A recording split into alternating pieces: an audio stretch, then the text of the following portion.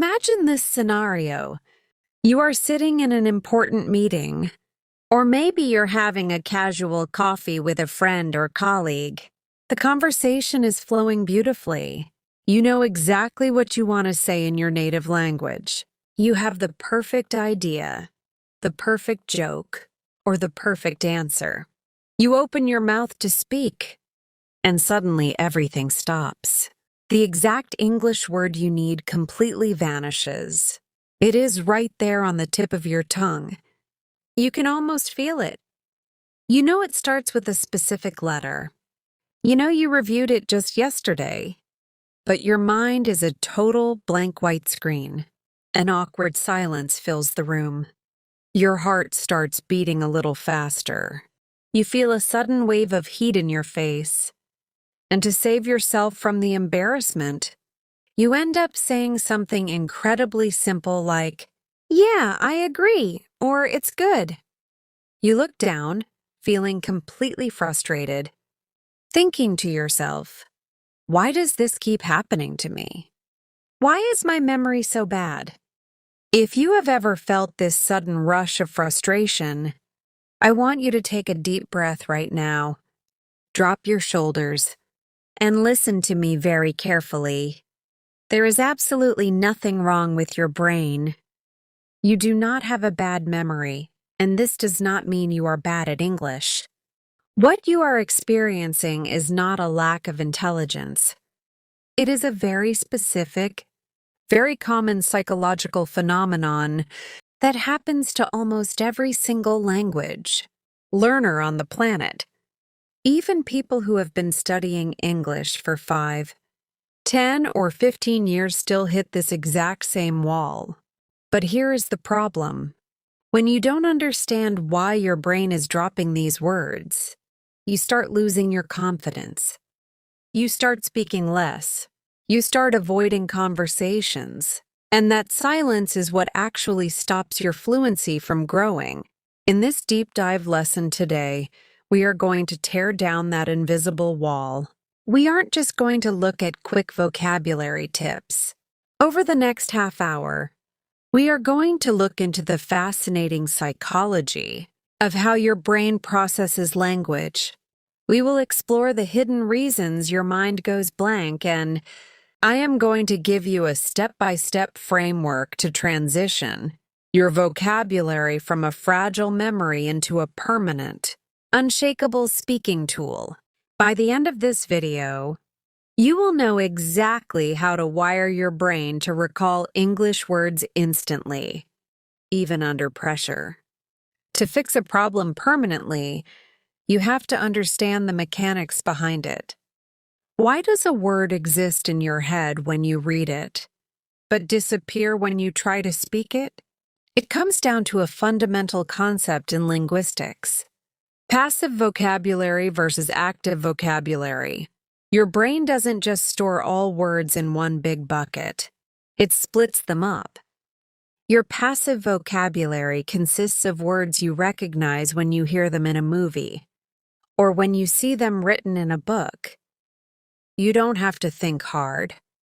Your brain sees the word and says, "Ah, yes, I know what that means." For most language learners, their passive vocabulary is massive.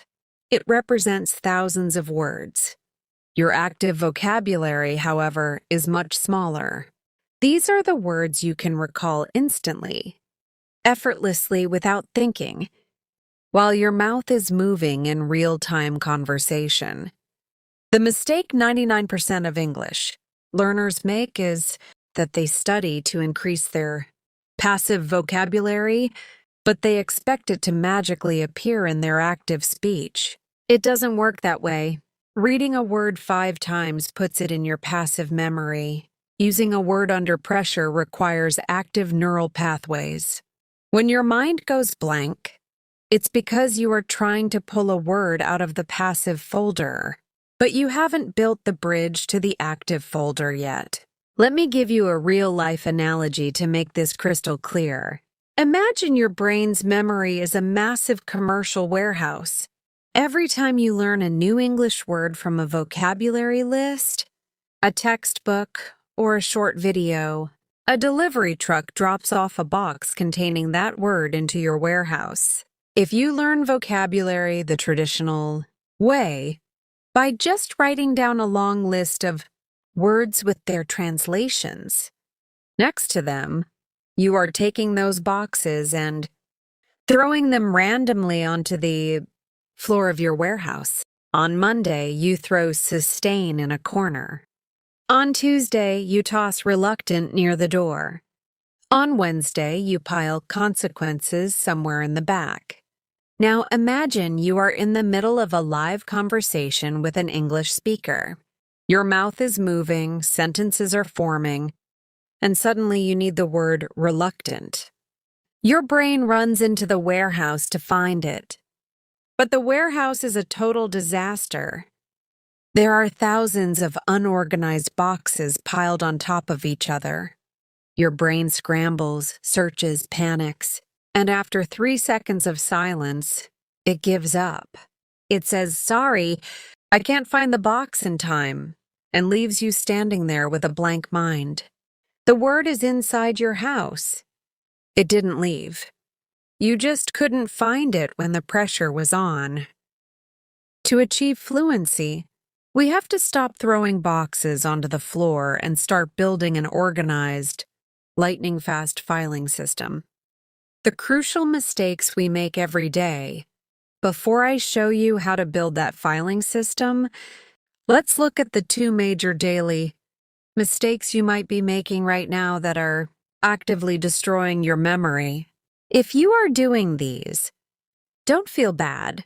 Most schools and apps teach English this way, but it is actually keeping you stuck. Mistake number 1, the flashcard and word list trap. The first mistake is what I call the decontextualized trap.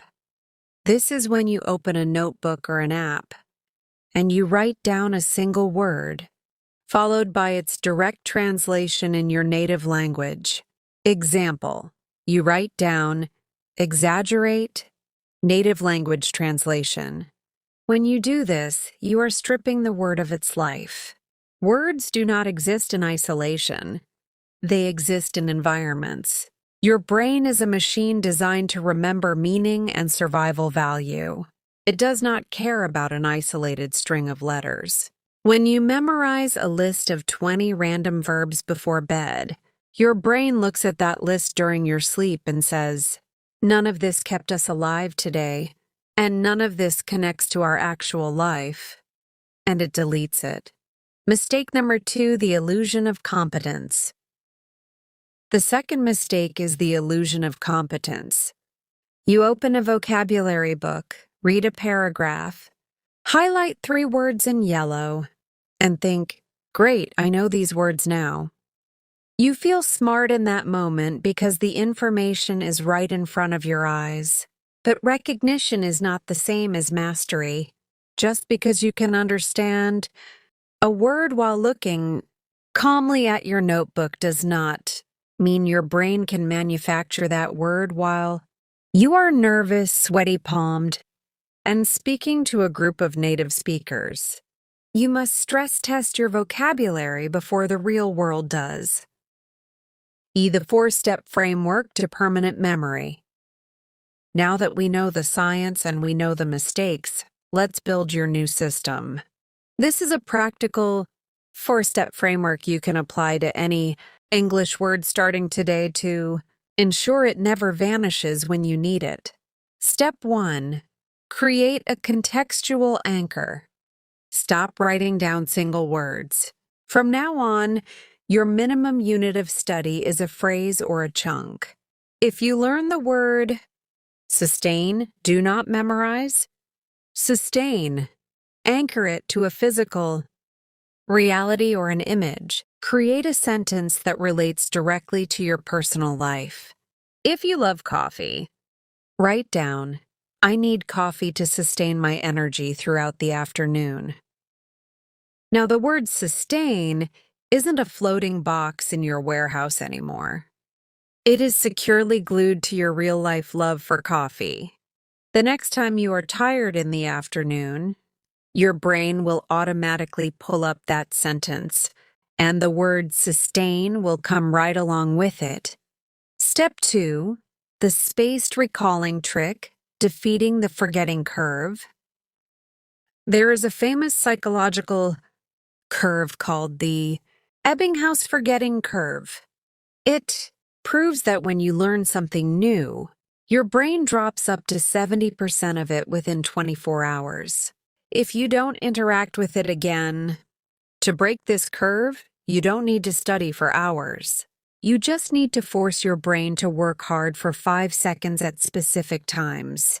When you learn a new English phrase, look at it once. Close your eyes and try to say it out loud from memory. That is recall number 1. Review it again right before you sleep. That is recall number 2. Review it again exactly 24 hours later. That is recall number 3. Review it one final time a week later. By forcing your brain to dig up that memory just as it is about to forget it, you are sending a massive signal to your subconscious. This information is vital. Keep it close to the surface. Step 3.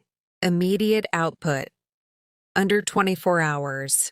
You cannot think your way to fluency. You have to speak your way there.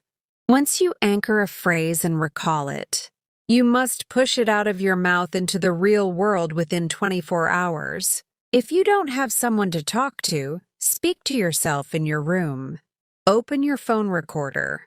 Pretend you are hosting a podcast or giving an interview, and force yourself to use that new phrase 3 times in a row.